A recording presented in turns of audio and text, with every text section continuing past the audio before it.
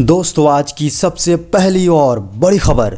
झारखंड के मुख्यमंत्री श्री हेमंत सोरेन ने दी 14 राइस मिलों की सौगात।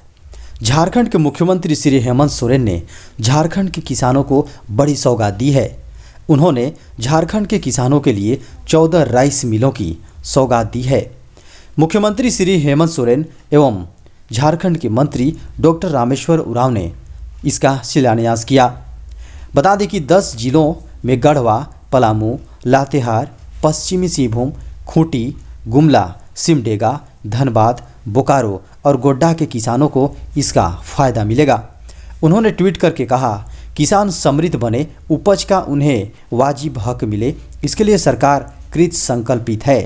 पहली बार इतने बड़े पैमाने पर झारखंड सरकार द्वारा 14 राइस मिलों का शिलान्यास किया जा रहा है। सभी को हार्दिक शुभकामनाएं और जोहार। किसानों से अधिक धान क्रय करने के लिए अभी बहुत कुछ करना बाकी है। बड़ी खबर है, झारखंड के स्वास्थ्य मंत्री श्री बन्ना गुप्ता ने किया रिम्स में जन औषधि केंद्र का उद्घाटन। दोस्तों, सोमवार को झारखंड के स्वास्थ्य मंत्री श्री बन्ना गुप्ता ने रिम्स में जन औषधि केंद्र का उद्घाटन किया। जन औषधि केंद्र में वर्तमान में 250 से अधिक दवाइयाँ अवेलेबल हैं। इस अवसर पर बन्ना गुप्ता ने कहा कि इस जन औषधि केंद्र के शुरू होने से मरीजों को काफ़ी राहत मिलेगी। यह जन औषधि केंद्र 24 घंटे और 7 दिन खुला रहेगा। ऐसे में मरीजों को दवा के लिए कहीं और जाने की आवश्यकता नहीं पड़ेगी। फिलहाल केंद्र में 250 से अधिक दवाइयाँ उपलब्ध हैं। जल्द ही इस केंद्र में 750 तरह की दवाइयाँ मिलने लगेंगी। बड़ी खबर है, अब एक्सरे मिनटों में बता देगा कोरोना है या नहीं। अब एक ऐसी नई एक्सरे टेक्नोलॉजी आई है जिससे बिना RT-PCR टेस्ट किए ही ये पता चल जाएगा कि कोई व्यक्ति कोरोना संक्रमित है या नहीं। अब तक किसी व्यक्ति में कोरोना संक्रमण का पता लगाने के लिए रैपिड एंटीजन या RT-PCR टेस्ट का सहारा लिया जाता है। यह टेक्नोलॉजी उन देशों के लिए गेम चेंजर साबित हो सकती है जिनके यहाँ RT-PCR टेस्ट की कमी है। बताया जा रहा है कि कोरोना जांच करने वाली इस नई एक्सरे टेक्नोलॉजी को यूनिवर्सिटी ऑफ वेस्ट स्कॉटलैंड के वैज्ञानिकों प्रोफेसर नईम रमजान, गैब्रियल ओकोलो और डॉक्टर स्टामोस कैटसिगियानिस ने विकसित किया है। बड़ी खबर है, झारखंड हाईकोर्ट ने JPSC से मांगा जवाब, 15 गुना क्यों नहीं है रिजल्ट। झारखंड हाईकोर्ट ने 7वीं से 10वीं JPSC संयुक्त सिविल सेवा परीक्षा PT में आरक्षण मामले को लेकर सुनवाई हुई।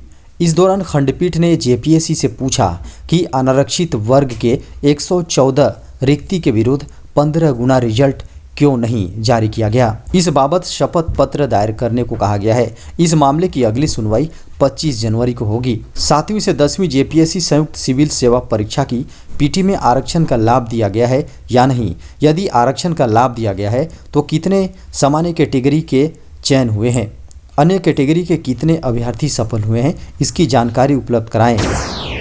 अगली बड़ी खबर है, झारखंड में प्राइवेट स्कूलों को टक्कर देंगे सरकारी विद्यालय। झारखंड के सरकारी विद्यालयों को आदर्श विद्यालय और लीडर स्कूल योजना के तहत विकसित किया जाएगा। स्कूल ऑफ एक्सीलेंस के रूप विकसित करने के लिए स्कूलों को चयनित किया जा रहा है। इस योजना के पहले चरण में झारखंड के 80 सरकारी विद्यालयों को चयनित किया गया है, जिसे स्कूल ऑफ एक्सीलेंस के रूप में विकसित किया जाएगा। सरकार ने महत्वाकांक्षी योजना के तहत 4,416 स्कूलों को आदर्श विद्यालय के रूप में विकसित करेगी। विद्यालयों में खेलकूद की सुविधा भी होगी। Volleyball, throw ball, kho kho, kabaddi के साथ साथ जिन विद्यालयों में पर्याप्त जगह उपलब्ध हैं वहां फुटबॉल और हॉकी खेलने की भी सुविधा दी जाएगी। सरकार ने शुरू की आधार PVC की सुविधा।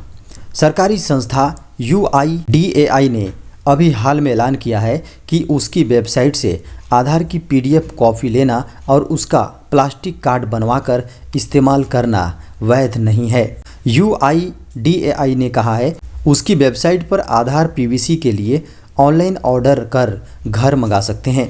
जिसके लिए 50 रुपये खर्च करने होंगे। UIDAI ने अभी हाल में एक ट्वीट में बताया कि खुले बाजार से बनवाए गए आधार प्लास्टिक कार्ड वैध नहीं है। एजेंसी ने लोगों को इस तरह के कार्ड से बचने की सलाह दी क्योंकि इसमें सुरक्षा के कोई मानक नहीं होते। UIDAI की ओर से जारी एक ट्वीट में बताया गया कि उसका बनाया गया आधार PVC कार्ड कैसा होता है और उसकी क्या खासियतें हैं।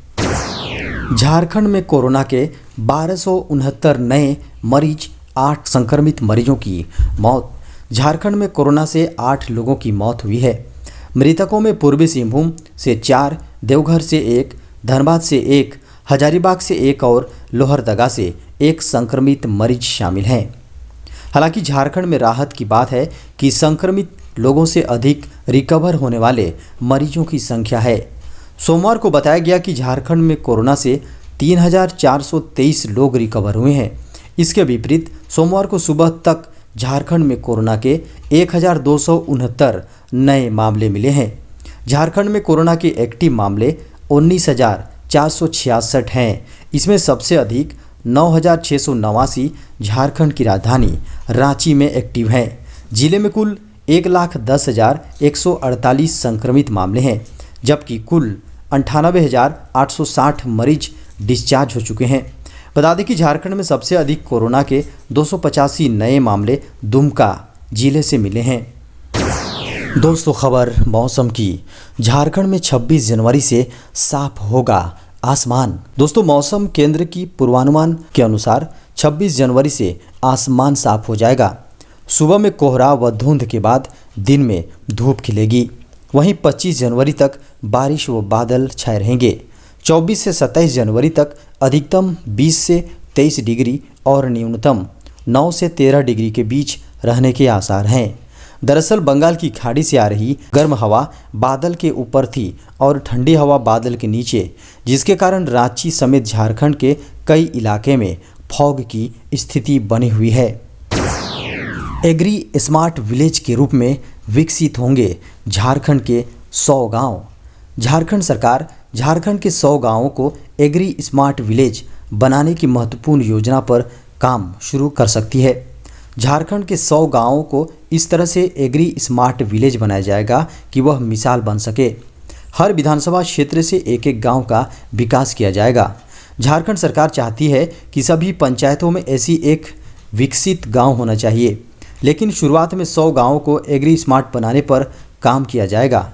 कृषि मंत्री बादल ने विभागीय अधिकारियों से पूछा है कि एग्री स्मार्ट विलेज में कृषि के सारे कंपोनेंट कैसे शामिल कर सकते हैं। संभव है कि अगले वित्तीय वर्ष में यह योजना शुरू होगी। दोस्तों, बड़ी खबर निकलकर सामने आ रही है।